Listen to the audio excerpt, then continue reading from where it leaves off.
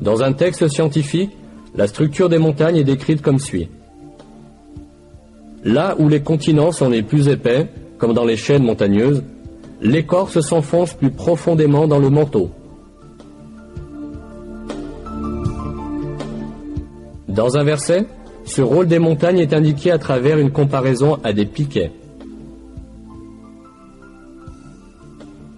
N'avons-nous pas placé la terre comme un lit et les montagnes comme des piquets?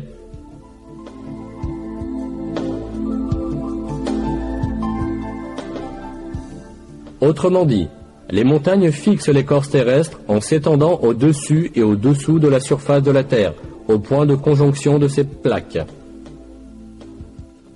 De cette façon, elles maintiennent l'écorce terrestre et l'empêchent de dériver sur la couche de magma ou parmi ces plaques. En résumé, on peut comparer les montagnes à des clous qui maintiennent ensemble des morceaux de bois. Ce rôle vital des montagnes, découvert par la géologie et la recherche sismique moderne, a été révélé dans le Coran voici des siècles, comme un exemple de la sagesse infinie de la création divine.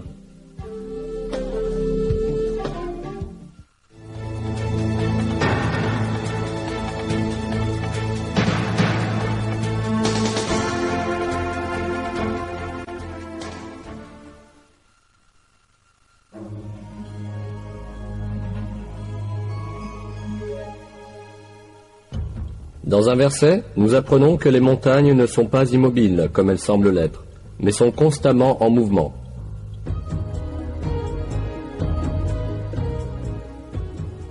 Et tu verras les montagnes que tu croyais figées passer comme des nuages. Telle est l'œuvre de Dieu, qui a réalisé toutes choses à la perfection. Il est parfaitement informé de ce que vous faites. Ce déplacement des montagnes est causé par le mouvement de l'écorce terrestre sur laquelle elles sont situées. L'écorce terrestre flotte en quelque sorte sur le manteau, qui est plus dense.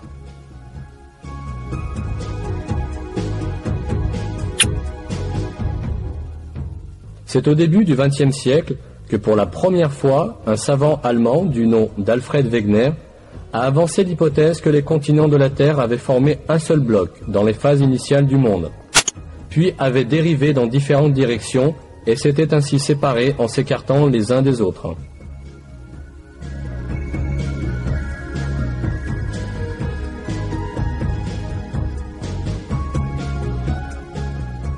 Ce n'est que dans les années 1980, 50 ans après la mort de Wegener, que les géologues ont compris qu'il avait raison.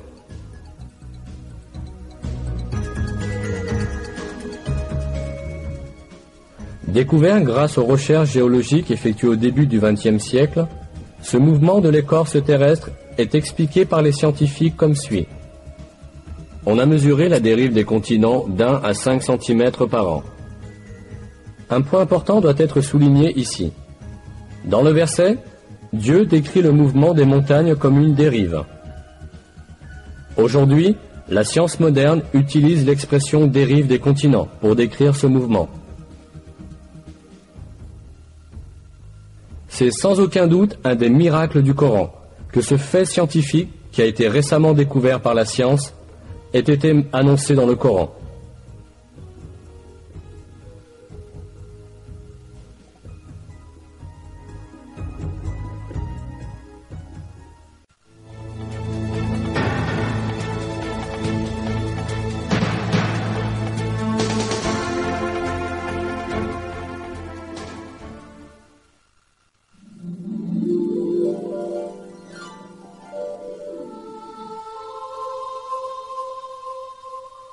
Le fer est un des éléments soulignés dans le Coran. Dans la sourate El-Hadid, c'est-à-dire le fer, nous apprenons: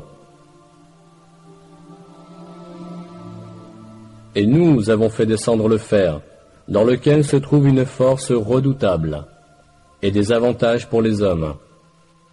On pourrait comprendre l'emploi du mot « fait descendre » à propos du fer dans un sens métaphorique, c'est-à-dire qu'il a été mis au service des hommes. Mais si nous prenons en compte le sens littéral du mot, celui de faire descendre physiquement du ciel, nous nous apercevons que ce verset implique un miracle scientifique très significatif.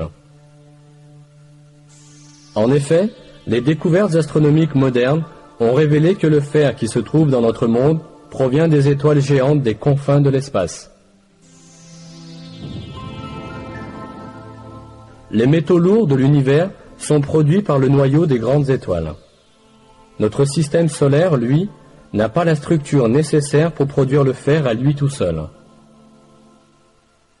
Le fer ne peut être produit que dans des étoiles beaucoup plus grandes que le Soleil, où la température atteint plusieurs centaines de millions de degrés.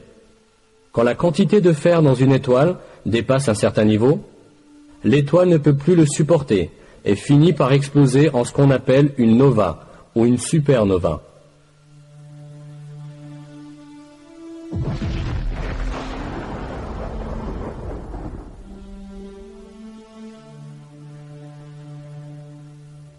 À la suite de cette explosion, des météores contenant du fer sont éparpillés dans l'univers et se déplacent dans le vide, jusqu'à ce qu'ils soient attirés par la force gravitationnelle d'un corps céleste.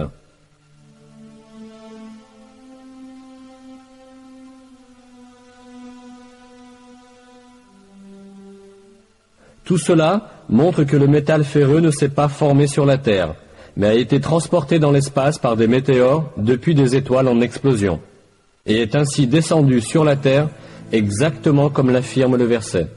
Il est clair que ce fait n'aurait pas pu être connu scientifiquement au 7e siècle, à l'époque de la révélation du Coran.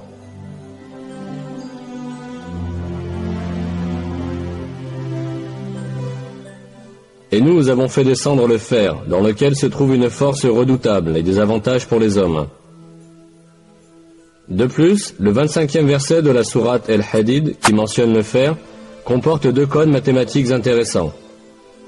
La sourate El-Hadid est la 57e sourate du Coran. La valeur numérique du mot El-Hadid, en arabe, autrement dit son abjad, est le même nombre, 57.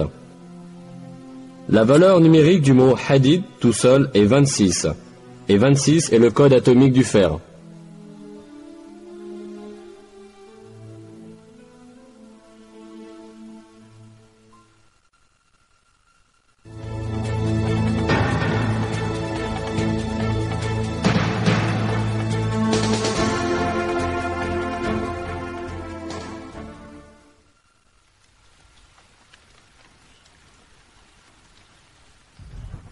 Un verset du Coran mentionne la fonction fécondatrice des vents et la formation de la pluie qui en résulte.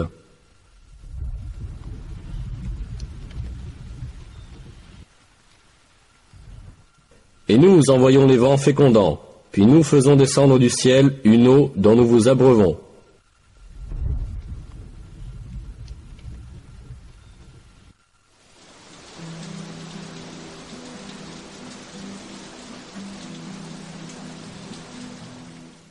Ce verset souligne que le premier stade de la formation de la pluie est le vent.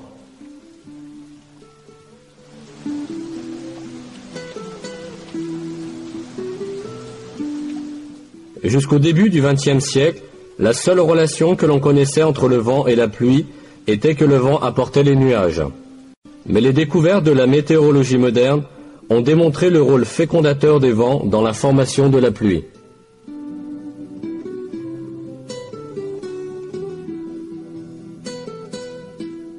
Cette fonction fécondatrice du vent agit de la manière suivante.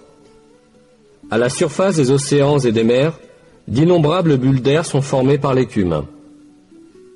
Au moment où ces bulles éclatent, des milliers de minuscules particules, d'un centième de millimètre de diamètre, sont projetées dans l'air. Ces particules, qu'on appelle des aérosols, se mélangent à la poussière apportée de la Terre par les vents et sont transportées jusqu'aux couches supérieures de l'atmosphère. Ces particules, transportées en haute altitude par les vents, entrent là en contact avec la vapeur d'eau.